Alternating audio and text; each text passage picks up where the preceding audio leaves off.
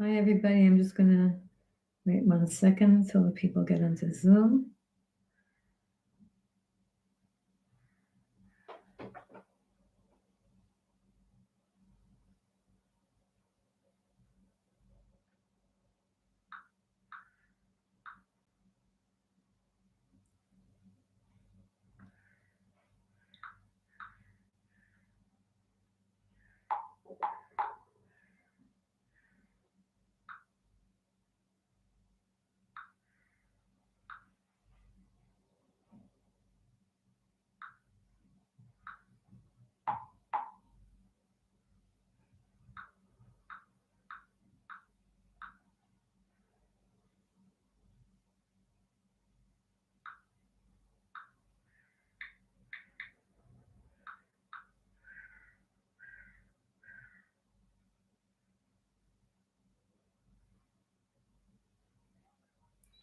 This is always how every one of my shiurim start. I'm going on trying to get all the other classes put together here. Oh, okay. Good morning, everyone. Good morning, Rebbetzin Rachel. Good morning, Gitzi. Good morning, Marcel. Thank you, Marcel, for what you sent. And Gitzi's also thanking you. Good morning, Yehudis. Morning. And yesterday was a wonderful day. I went down south with a group of some of the women from the UK who are here now. And we visited, we visited. Rebbetzin, let me put on record. Okay. Recording in progress. Okay, good. Thank you, Gitzi. So as I was saying yesterday, we went down south with a group of the women from the UK, some of the chaver that comes on this year.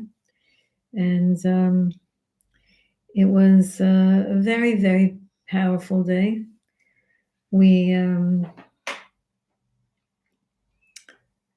went to Nova.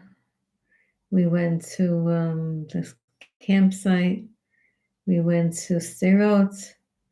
We went to a beautiful spa center that some righteous women made in Sderot for women who are having trauma. Really, it's for anybody. Anybody can come there, and it's also they made the only worldwide bomb-proof mikveh, the whole world, a women's mikveh, and it was a very powerful day. All the stuff that that you can get on a regular tour.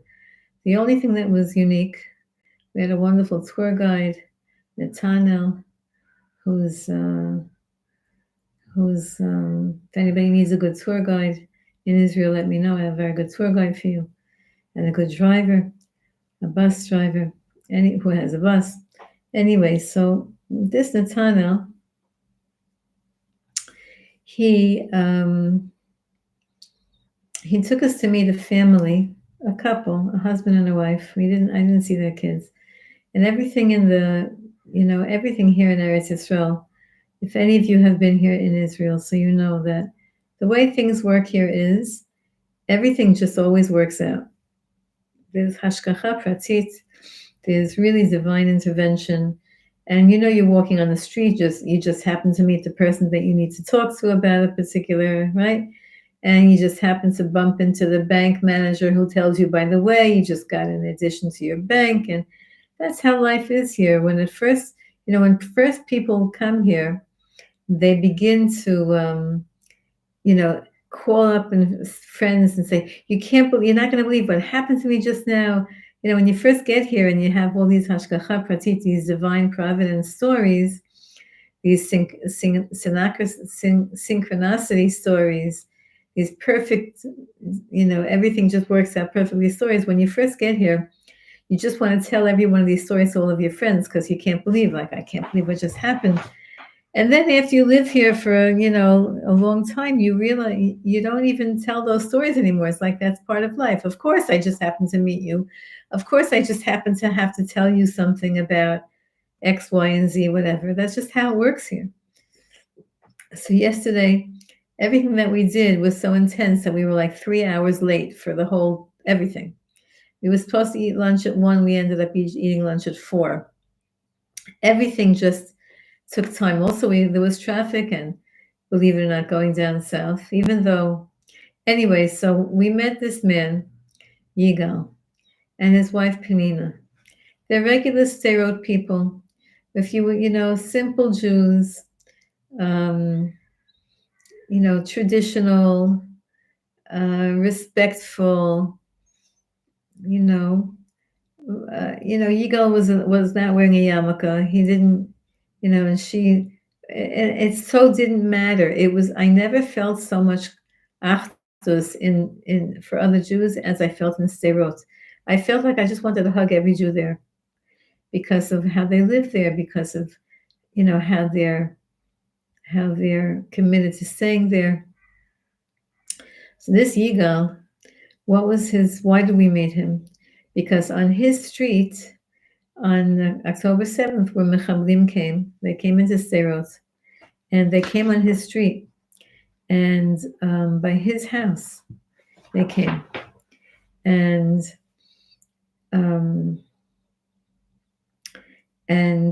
5 Mechablim, 5 terrorists, were on his street, and they were shooting. And a bunch of police came, and a bunch of soldiers came. And they killed 4 out of the 5, and the 5th one managed to kill one of the police and a civilian right on that street. That we were on the street. They were showing us. I don't know, this part I did not know. I had an idea about it, but I didn't know it clearly until yesterday. That whenever we have a pigua, whenever there's a terrorist attack, whenever people get injured or shot or anything, the Israeli municipality has this thing that they have to cover it up. They have to wash it away, clean it up right away, take away any signs of what happened, supposedly not to traumatize people. I don't think that that's the only reason. But anyway, so he showed us exactly where the terrorists were killed, and he showed us what they did with their bodies, and they were lying on the streets. And so what did he do? Okay, he didn't really, I don't know where he got these videos from, but whatever it is, we were standing on the street, and he showed us a video, and in the video you see that exact street. He points out, see that house? This is it. This is the house on the video. This is the house over here. This is the tree over here. This is the tree on the video. And then on the video, he shows us the bodies of those terrorists. And exactly where we were standing was where they laid them down. And then he showed us where the policeman was killed. And then he showed us where the civilian was killed. And then, v'hashgacha pratit. Now, he wasn't supposed to be there, Yigal. He was expecting us 4 hours early. And he had a date, and he had he's an older man. He's retired. He's a volunteer now. But he just happened to be, when we finally got there, he just happened to be there. And then, not just that, but when we finished with Yigal, the man whose brother was killed happened to walk out of his house across the street. And we spoke to him a little bit. And he told us that his brother who was killed was newly divorced with no children. So they invited him for that Shabbos. They invited him. That man was wearing a kippah. Not that it makes a difference. And so his brother said that because he had just been, he's alone. That man was alone, a young man. They invited him for Shabbos, and because Shabbos Chag, right? It was Shmini Atzeres Simchas Torah. And the man who we met said that he went to shul at 8:15 or 7:45 down the block, and his brother was on the way to shul when they killed him. And half an hour later, 15 minutes later. Anyway, this man Yigal, the older man Yigal, who gave us a tour of his house, and he sat us down, he showed us a video, and he explained what the video was, and he was so, it was like therapy for him. And this is a year and a half ago. He just wanted to talk about it and show us and cry with us. And every other sentence he kept saying is, Am Yisrael Chai, thank you for coming, because who came to this is a group of chutznikim, of women who live in the UK. And he said, you can't imagine how important it is for people to come and to visit and to see with their own eyes what we went through. Anyway, when the women the women in the group were talking to his wife, and he came outside. Now I was outside because I don't have really the stomach to watch these videos, and I don't. So I was outside anyway. I had a daven mincha, so I was outside in his front yard, beautiful houses in Sderot. I couldn't believe the huge, gorgeous houses there. Anyway, he sat down so it was a patio table. He sat down across from me. And I said to him, Yigal, first I thanked him he's an older man.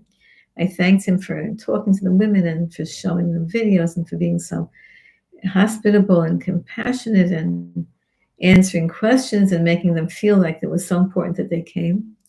And then I said to him, yeah, I don't usually do this, but I said to him, Yigal, how do you feel? Are you okay? And he said to me, no. And he started to tear up and he said, like he can't stop smoking. He's so distraught. And a year and a half. Why? Because that beautiful Benny, that was his name, the soldier was killed right in front of his house. And he didn't, he's an older man. He said he couldn't help. There was nothing he could do. And he's now raising money to make a Sefer Torah in honor of this Benny who was killed. And but I saw him, he just couldn't stop smoking. He showed me he has cigarettes in every pocket, 2 pockets of his pants and in his shirt. People don't pay attention to this as much as they should, and that is that the peripheral trauma of people who survived and who are living and who are okay and who didn't lose anybody. Personally, the man who was killed wasn't his relative. First, I thought he was. And he said, no. These are Israelis who are, saturated in Mesiras Nefesh. And they live in Sderot. And their houses have to be bomb-proof. And you have a man who, he's in trauma. And all he wants to do is tell people and talk to people and feel achdus. And here we were a group of, here I look like a Rebbetzin, and the ladies, everybody. It was not his chevra that was coming to his house, and he was so embracing and so inclusive, and I felt like he's my uncle. I mamish felt like, like I'm really like I felt like he's my mishpacha. So that was a little bit of a highlight of, see, when you go on a tour, you can go on a tour, but then you can, so how did our tour guide, he just met this Yigal, he just, hashgacha pratit, a long time ago we met him, and every time he comes to the area, he just goes to visit him, and they call each other, and he asks him how he's doing, and so the tzaddikim say that these Parshiyot of Shmos, Va'era, Bo, B'Shalach, these are the 4 Parshiyot of Yetzias Mitzrayim, of the Geula. So we're in the Geula mindset. And that's why also we're in the Geula in the Parsha, right? No more, last week, half the Parsha was slavery, and that's it. This week is all about the Makot, 7 Makot. Next week is the 3 Makot, and Yetzias Mitzrayim. The next week after that is the splitting of the Red Sea. All good stories.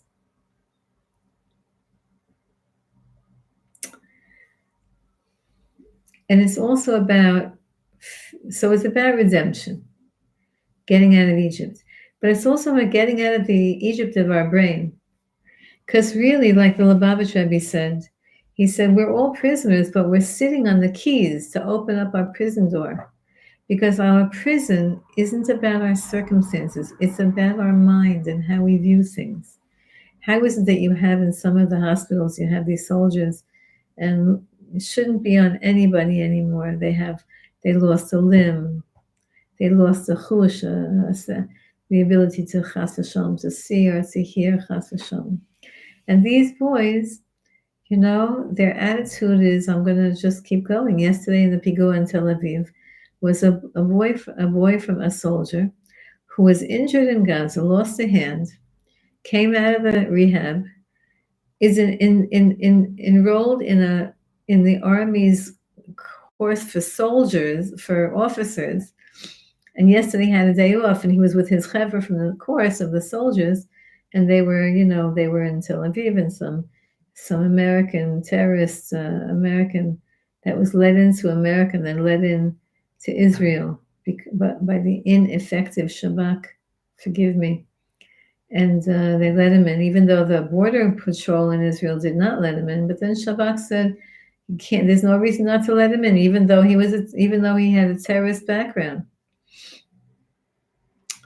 Anyway, that guy was stabbing people, and this guy was also got stabbed again.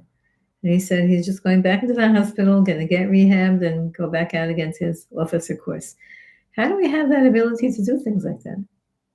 How come they're not like running away to Thailand and Bali and taking drugs all day? Like, why are they going back? What is that about Am Yisrael that we have this ability? So we'll learn about it today. Learn about where is it coming from that Jews have the ability to just keep going. Am Yisrael Chai does not just mean that we're alive.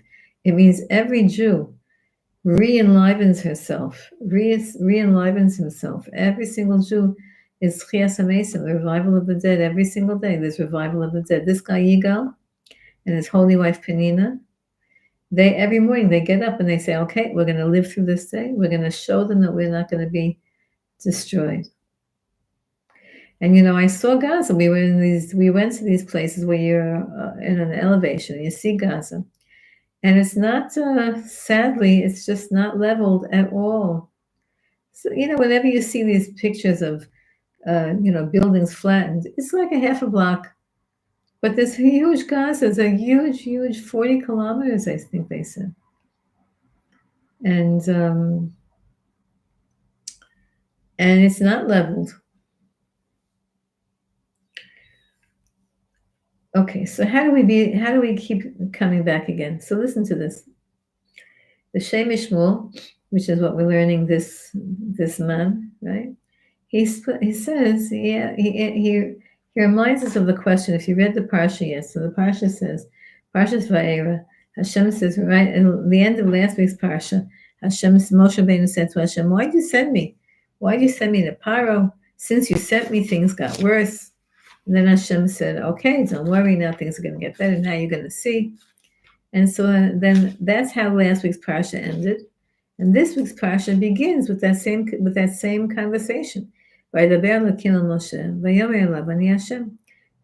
using the name Elokim, the name that explains how powerful God is, says to Moshe, I am Havaya, Yud Kei Vav Kei. It's an interesting pasuk. And God spoke, that's a hard, strong speaking to Moshe, and said to him, I am the eternal one. Yud Kei Vav Kei, the way that we see Hashem's name in the Torah and in the Siddur. We don't pronounce that name, but we know what that name means. It means Haya, Hoveh, V'yihiyeh, which means Hashem was, is, and will be. That means he's eternal. And he's the Adon, he's the master of the entire universe. So the pasuk says, Va'era el Avraham el Yitzchak el Yaakov, V'kel Shakai, Ushmiya Yud Kei Vav Kei lo nadati lahem. I appeared to God, to Avraham, Yitzchak, and Yaakov with the name of Kel Shakai. But I never made myself intimate with them. I never unified myself with their souls with the name Havaya. So all the Mefarshim ask the question that if you look in Chumash Bereishis, you see Hashem's name Havaya is written all over the place, with Abraham, with Yitzchak and Yaakov. So what does it mean? And so the Mefarshim explain many different explanations. One of the explanations is like this. Hashem promised Avram, Yitzchak, and Yaakov all the things. Remember, Hashem promised Avram Avinu had the bris bein hamasarim, the covenant of the parts, and then he gave over that to Yitzchak Avinu. Then Hashem made a covenant with Yitzchak, and then Hashem made a covenant with Yaakov. So, and Hashem used the name Havaya all the time. But then the circumstances of their lives didn't bear out that name. What do I mean by that? What did Hashem say to Avram Avinu? That this land is all yours. Then what happened when Sarah died? If the land is all his, how come he can't find a place to bury Sarah? And and he had to purchase Maras Machpelah. So Avraham Avinu, it says in the Medrash, Avraham Avinu did not complain about that.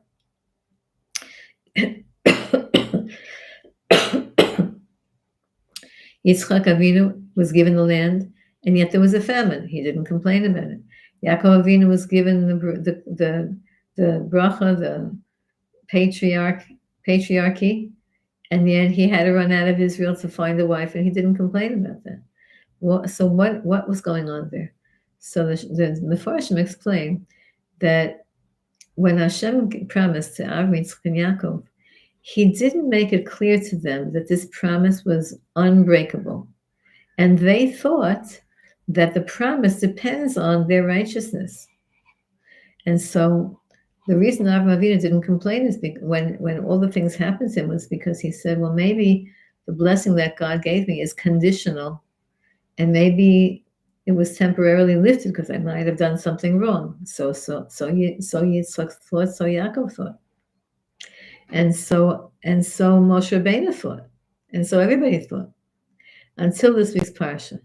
In this week's parsha, Hashem says, "My name, Hashem, Havaya, is not dependent on anything.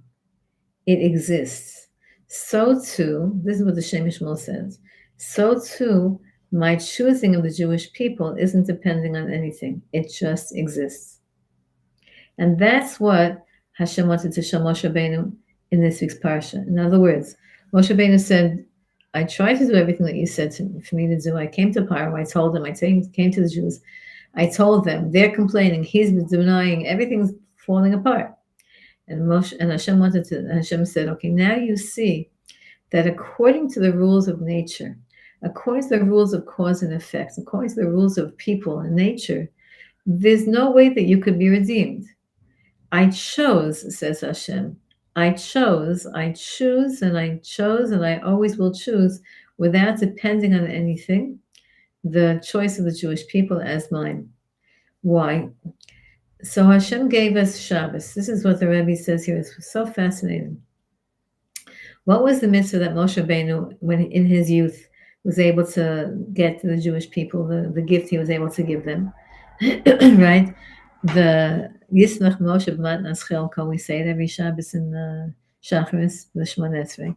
Why was Shabbos called the gift of Moshe Rabbeinu? One of the reasons is because when Moshe was young and he knew he was Jewish, and he was in the house of Paro, and he was living a double life, making believe that he wasn't Jewish and making believe that he was Paro's adopted grandson, and then Paro was making the slavery, and Moshe Rabbeinu said to him, listen, if you really want to do slavery, if you want to accomplish something with these slaves, you have to give them a day off.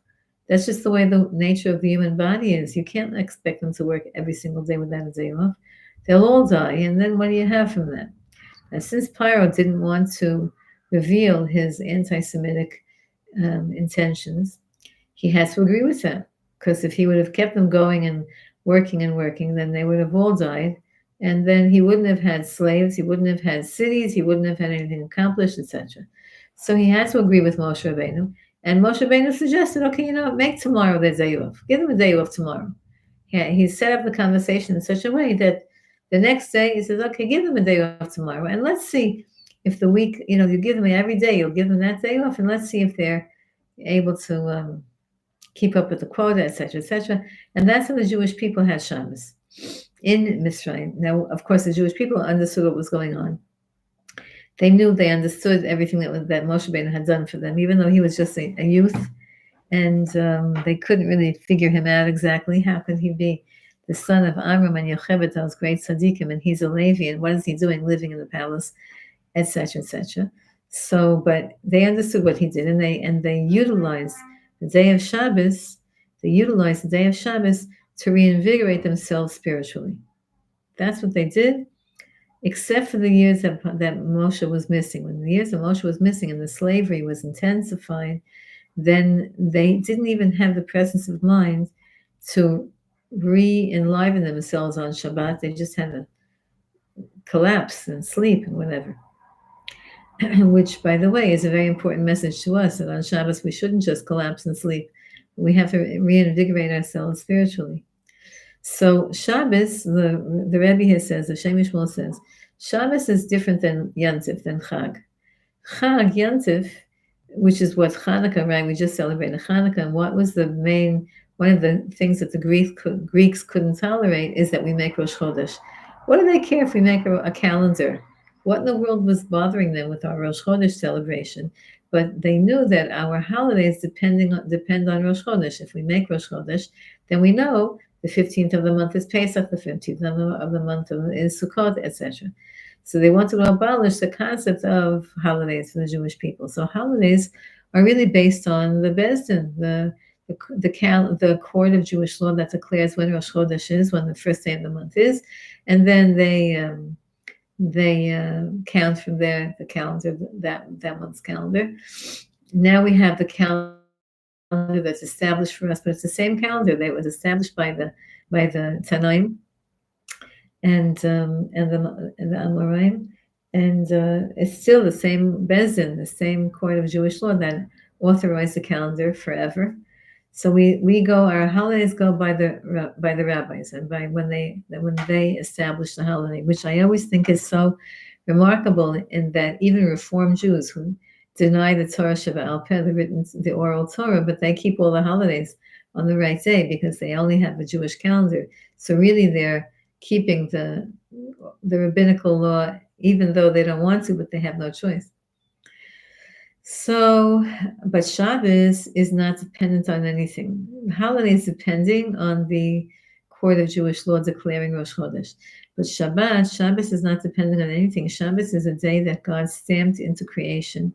Every seventh day is Shabbat, starting from the first Shabbos. It exists not because anyone deserves it, not because anybody establishes it, and not because anybody's opinion is about it. It exists inherently. So too, Moshe Rabbeinu now understands that despite the fact that the Jewish people, remember he kept saying, we're not going to believe him, and there's Lashon Hara in the Jewish people, he kept saying all those kinds of things. And then Hashem said, it doesn't matter. I choose them. I created the soul of the Jewish people as an eternal humanity. It's the eternal choice of God in this world. It doesn't depend on our actions. And that's a really, really hard place to navigate because on one hand, of course, our life depends on our actions. Our olam haba, our this world depends on our actions. Our next world depends on our actions. Everything depends on our behavior on one hand. On the other hand, no matter how, if you have a Jew, let's say you have a Jew who was kidnapped in World War II and raised as a non-Jew and has no idea that they're Jewish. They could live their whole entire life. And, the stories of the grandmother on the deathbed telling the kid, by the way, you're Jewish, there are those kind of stories. But there are the other kind of stories of the person living, was taken into a non-Jewish orphanage in World War II, or was adopted by a non-Jewish, was saved by a non-Jewish family, or the parents put the child in a non-Jewish family to save the child's life, and the child grows up in that non-Jewish family, and the parents never tell him or her that you're Jewish. And the person goes to their deathbed. They didn't know. They were a soul that was born Jewish. They lived their entire life, maybe from age 2, 1, who knows how long since babies. They lived their entire life as a non-Jew. And they died as a non-Jew in their mind. And that's still a Jewish soul. And if you have a Jew who's confused and goes and converts to a million different religions, it doesn't matter. You can't change the essence of the person. You can't change the essence of a Jew. It never goes away. It's the essence. It's like you can't, no matter how many Democratic congressmen tell you that you're allowed to identify as a girl if you're a boy, or a boy as a girl, or you're identifying as a cat or a dog or an elephant.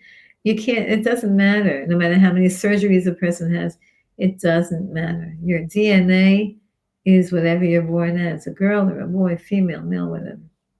So too, a Jew's DNA never changes. A Jew's spiritual, that's what when it says, I didn't appear to them as Yud Kei Vav Kei, it means I didn't make clear to them, says Hashem, that the treaty with the Jewish people is unbreakable forever and ever. and is undeniable and is not depending on anything.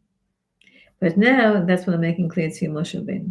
And that was the joy. That's why Moshe Rabbeinu was willing to fight for us and to die for us because he saw that Hashem had made a choice of creating a bond that's an unbreakable bond.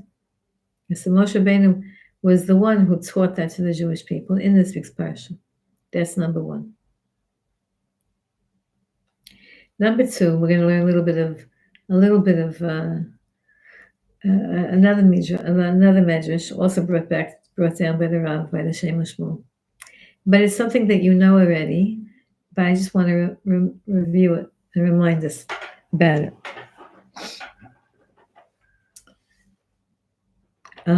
It says that the Jewish people, when Moshe Rabbeinu finally went back to them, right, and he told them, okay, it's over. The exile is over. Remember last week's parsha, we were still suffering because Paro made the decree harsher. He didn't give them the raw materials, and he said, even though I'm not giving you the raw materials, I still expect you to turn out the same amount of product. That was last week, and the Jewish people were working so hard. They were trying to figure out how in the world they're going to do this. And that's how the parsha ended. They were aggravated. And so now, and Moshe Rabbeinu goes back to God, and he has this argument with him, and God says, now you're going to see now my power. You're going to see that there's no way that you could have gotten out of this other than with my intervention, with my taking you out. And then he gives Moshe Rabbeinu the Arba Geula, Lashon Shel Geula, this week's parsha. V'otzeitzi, v'yitzalti, v'galti, v'lakachti, v'heveti, 5 of them. All the 5 words of comfort and consolation and hope. And then he goes back and tells this whole speech to the Jewish people, and it's going to be good, and they can't hear him because they're just exhausted. Mikotze ruach v'lo lo shamu el Moshe mikotze ruach u'me'avodah kasha. They couldn't hear they couldn't internalize the comfort. They couldn't feel the rejoicing because they had shortness of breath and too much hard work. What is the Ramban? What does he say? He says the reason that they couldn't hear Moshe and they couldn't internalize his words, I mean, they heard it. It's not like they didn't hear words. They heard the words, but the words couldn't go into their heart to calm their heart down, and it couldn't go into the mind to calm the mind down. Why? Because they were working too hard. They didn't have a minute to themselves. And that's what Paro said, make them work so hard that they have no time to think. They have no time to meditate. They have no time to relax. They have no time to talk have a chavruta one with the other. And that works. And so the Balei Musa say the Mesilas Yesharim says this, that one of the tricks that the Yetzer Hara uses, and we all know that trick because we get involved in it every single day, is to be running around so busy that you just don't have time to do anything. In other words, you're cooking, you're feeding, you're delivering, you're carpooling, you're cleaning, you're shopping, you're a million things, and you're davening, and you're doing all those things, but because you're so busy, I know they say give a busy person, if you have something to do, if you have something to get done, give it to a busy person, because they're just on a roll, they're on a treadmill, they just keep going from task to task to task. But the bottom line is how much internal work is being done there. And this is a very, very big problem in our world today because we're on screens all day long. And I'm convinced that there's something on screens, just like I'm convinced that there was something in Coke.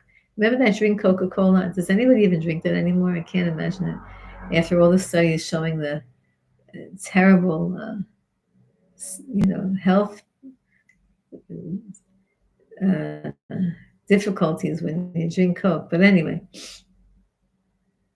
but I'm sure that Coke, the original formula, which I think is a secret formula that they patented in, and it's like on death do they reveal it, right? There's something in there that's addicting. There's something in there. I'm pretty sure that they said maybe there was cocaine in there originally, right? That's why they called it Coke. and then they had to remove that. But I'm sure there's something in it that's addicting. I'm sure that all the things that we eat, there's stuff that's addicting, whatever you feel a craving for, including sugar. And I'm sure that on these screens there's something that they put in to addict us, to pull us, so we want to more watch it some more, even if it's just shiurim. You know that? You know that you can use your screens and your phones and your computers to listen to holy things all day long, but even that's not good. It's just too much. There's too much uh, technology. So when you get too busy, even too busy with good things, you don't have a certain sense of calm and tranquility. And everyone has to have that. That's maybe why when we say Shema, Hashem says, okay, just close your eyes. Just close your eyes and forget the world. And go inside. So we have halachas of, how many seconds does it take to say Shema and Shemona Esrei? Okay, we're supposed to be by every word of holiness. We're supposed to be meditating on every bracha. You know that a bracha means the word baruch means to pull down blessings. It doesn't just mean God is the source of blessing. One of the reasons that we bend our knees when we say the Shemona Esrei, we bend our knee for the word baruch, is because we want to pull down blessings. That's the word baruch means, is to pull down blessings. Could you imagine if every time you said a bracha, I'm saying to myself also, we paused before we said the bet of baruch, we pause to realize that right now I have the opportunity and the possibility, the clear, absolute possibility of pulling down blessing into the world by just my uttering those words. So we have all day long opportunities to meditate and to be in a meditative state, meaning to be in a thoughtful, calm place. We have. Happy suicide work Shabbat, if you can. Oh, Elaine, you have to mute yourself, sweetie. Yeah. Elaine, mute yourself. Okay, fine. Okay, good. Hope to see you. Wherever it is, have a wonderful Sabbath. Gitzi, can you and I sent that a WhatsApp reminder before, so okay. Okay, stay cool to that. Bye. Elaine, you have to mute yourself, sweetie pie.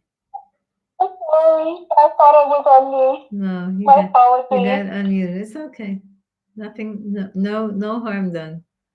You never know if a person gets unmuted. If you have you have to say something private. You have to be careful before you say it to look to see if you're unmuted. Now you're unmuted again. I don't know.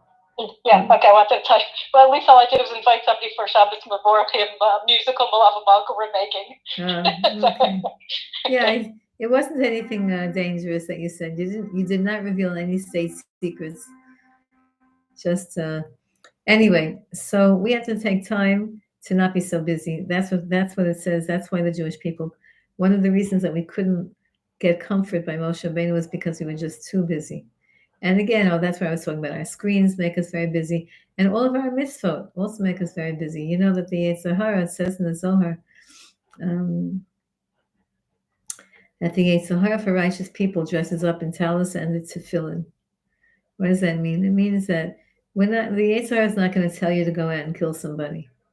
It's not going to go out and tell you to steal. We're above that. We're not that. That doesn't tempt us. It doesn't speak to us. We're not in that world. But the Yetzer Hara might say to you, you just had a baby, host this Shabbos. That's a big Yetzer Hara, because you're going to fight with your husband. You're thinking you're doing somebody a mitzvah, you're thinking you're doing a chesed, and you're really not. You're doing the exact opposite. But the Yetzer Hara makes you think like, wow, I feel okay. Okay, you just had a baby. I feel okay. Honey, you have to know that you have to take a month. It takes a month till the body gets back to itself. Sometimes even 6 weeks. You have to rest. So sometimes the Yetzer Hara tells you to do too much. And sometimes the Yetzer Hara tells us to do too little. Like if the Yetzer Hara says to you, listen, you're not in the mood to say Shacharis right now with Kavanah, so you better not say it. That's also Yetzer Hara saying, I have to say let's feel it with Kavanah. Anyway, okay, so we have to be very careful with our Yetzer Haras this week, because Paro is still trying to make us work very, very hard. And I felt that yesterday when I was down the south. So there was just so much, there was so much to think about it, to process, and to see. And sometimes tafasta meruba lo tafasta. You grabbed so much that you ended up, dropping the ball. So you have to. Everyone has to live their life in a very, like the Rambam says, in a moderate way. No extreme on one, no extreme. Every once in a while, you can have a little bit, right? But not to live your life that way. That's what Hashem is saying to one of the infinite numbers of lessons that we're learning from these parashios. Okay, just to review, this week has 7 makot. Next week has 3 makot. Paralleling what? What is that paralleling? 7 and 3. So we have a lot of sevens and combinations 7, 3 in Judaism. A lot. First of all, we have the 3 weeks that we actually call them the 3 weeks and the 7 weeks. What are these 10 weeks? 3 weeks of mourning from the 17th of Tammuz until Tisha B'Av, and then 7 weeks of comfort until Rosh Hashanah.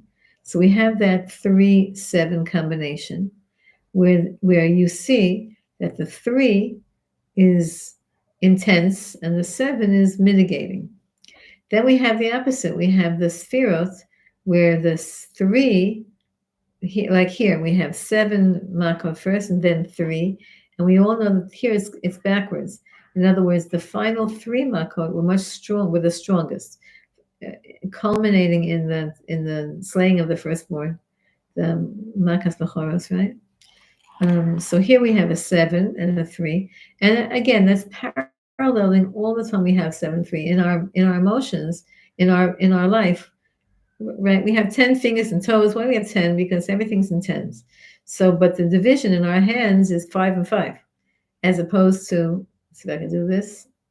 Here's my fingers, 7 and 3, right? 3. We don't have that in our fingers. That girl who lost her 2 fingers, right? We didn't hear the story yet. They haven't told it about how exactly, how she survived that, like what happened. But or I didn't hear it. But 7 always represents the 7 lower emotional sefirot, and 3 represents the 3 sefirot in the head. Chachma bin Adan in the head, or Keter Chachma bin in the head, means your highest existence, and then your mind, and then your understanding mind, that's in your head. Then Chesed, all the 7 midos that are in the emotions.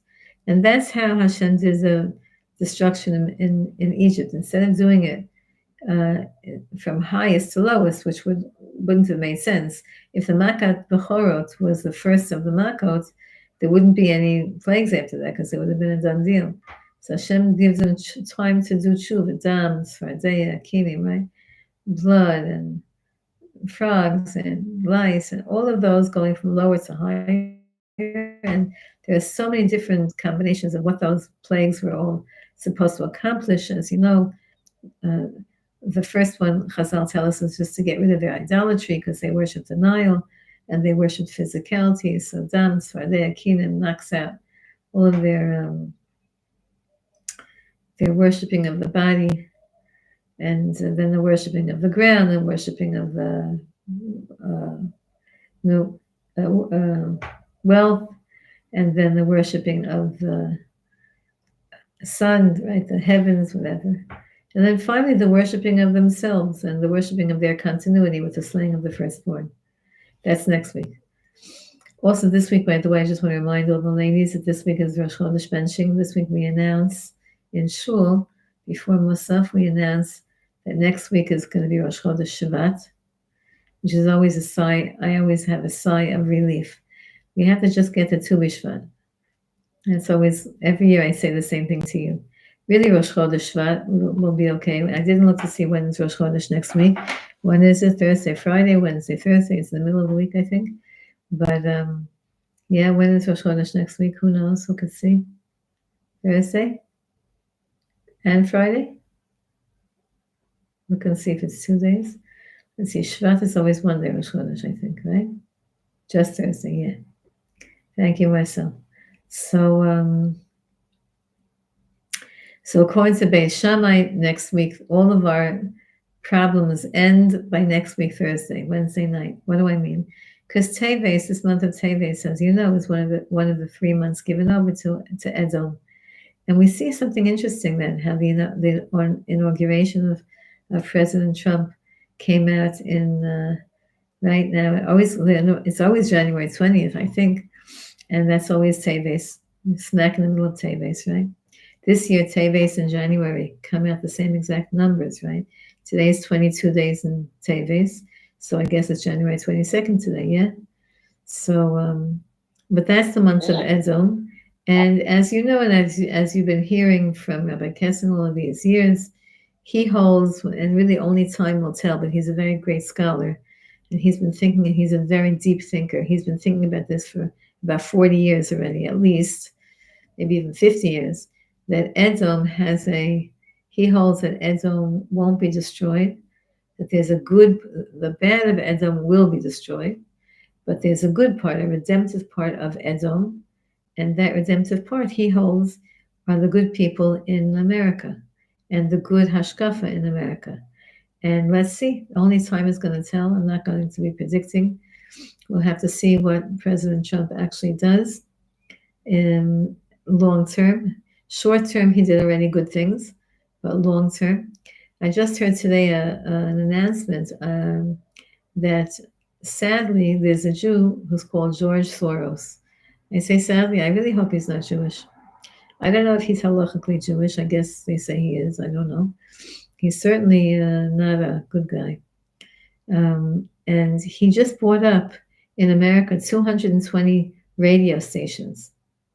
So you might, well, he's a businessman, he's a billionaire, whatever. You might say, okay, it's part of his business. But no, he wants to control what's on those radio stations. You open the radio, you listen to the news. I saw I was watching on the after the inauguration. When was the inauguration? Sunday? Let's see, what's today? Wednesday, 22? No, Monday. Monday. It was on Monday. So I was watching some of the things. I also saw some of the pictures from the inauguration. And it was so interesting. I saw 4 Shomer Shabbos people that I knew at the inauguration. One of them was, of course, Jared and his wife. And then there was Rabbi Berman from YU. He was with his yarmulke in the front row. And he actually made a speech or a prayer, whatever they call it. And then there was, I forgot her name, the one who, the long blonde hair. She's an older woman. She's a very big ballast sucker, very big, right? What's her name? Adelson, Miriam Adelson. Yeah, Miriam Adelson, yeah. She was there in front row. So, anyway, we'll see, we'll see what he does. So, so I saw a picture just to show you how the media is so, they try to be subtle they took a picture, they showed a picture of President Trump. He was walking, I guess, to one of the places that he was walking to with his wife, who, by the way, was very tsanua at that inauguration. The joke is that she looked like Yemima, right? Rabbanit Yemima, because she wore a matching hat and matching. She looked very tsanua. Okay, the party that they had afterwards, whatever. But she looked very respectable, very respectable. I liked that she looked like that. But anyway, they took a picture of him. It was winter there. They took a picture of Trump, and they showed it on one of these anti-Trump, I don't know, New York Times, one of those that hate him, one of those media agencies. And his coat he was wearing an overcoat, and the coat was like open a little bit because I guess maybe the wind blew it. They just caught a picture of him, and he looked like he weighed like 500 pounds because the coat was extended in such a way that if you didn't look carefully, and if you hate him, you would say like, oh, he's gross, he's grotesque. And I remember hearing one of those ladies, one of those Machashefa ladies, those horrible ladies in the American government, I forgot which one it was, who called him grossly fat, something like that. She said some kind of a word like that in one of the times when they were trying to convict him of something. Anyway, just to show you how these are subtle things that, you see a quick picture, and in your head you say, oh, well, he gained so much weight. He didn't. It was just the way the coat was open. This Soros, who Biden, they all, I don't know, can you say on a Jew, He should do tshuva. He should just become impotent, lose all of his power and his money. He wants to control the media, and so radio stations. And which radio stations did he buy? He didn't buy the New York, California ones. They have enough propaganda, negative, negative, Trump said, common sense. So they're anti-common sense. So, but he bought up. This Soros bought up radio stations in Middle America, Louisiana, and Tennessee, all of those places that the people are, religious, believing Americans. They're, hardworking, pro-Trump. That whole world, that's what he bought up.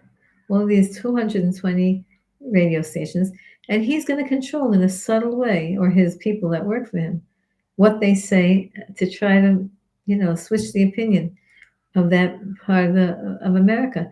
And the FCC, which is supposed to prevent these kinds of, you can't just buy radio stations. You have to go through a whole process, because otherwise China would buy up all the radio stations and start, blaring Chinese hashkafa. So you can't. So there's such a thing called the FCC, and they're supposed to oversee all these kinds of, who owns what in terms of communication, and they just okayed it. They passed it through. It should have taken a whole year of investigation to see what his plan is and why his, whatever. But these radio stations declared bankruptcy, and he just bailed them out and bought them. And the FCC didn't do anything about it. You know that he pardoned, Biden pardoned Fauci. What do you have to pardon him for? If he didn't do anything wrong, why are you offering a preemptive pardon to him, to all the criminals? He gave them presidential pardons. To all the murderers and the thieves. No. Hashem is showing us it's an olam sheker. Really, it's an olam sheker. And everybody has to internalize whatever level we can and just focus on what's really truthful, what's really real. What's real is good. What's real is good. Good people are real, and good values are real. Everything else is fake and is transient and is stone and amor and finished. It's not worth investing any money in or investing any thought in. But it's kedai to invest thought. It's worthwhile to invest thought.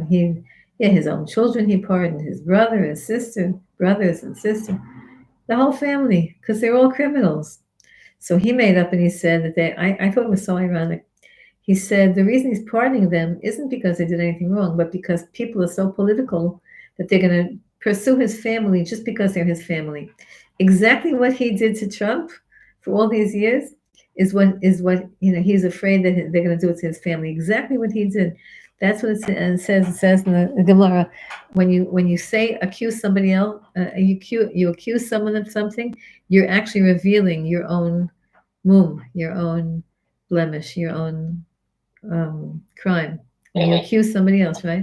Bemumo posel. When you posel somebody else, when you say something about somebody else, you're just revealing your own crimes that you've done. Okay, sweetie pies.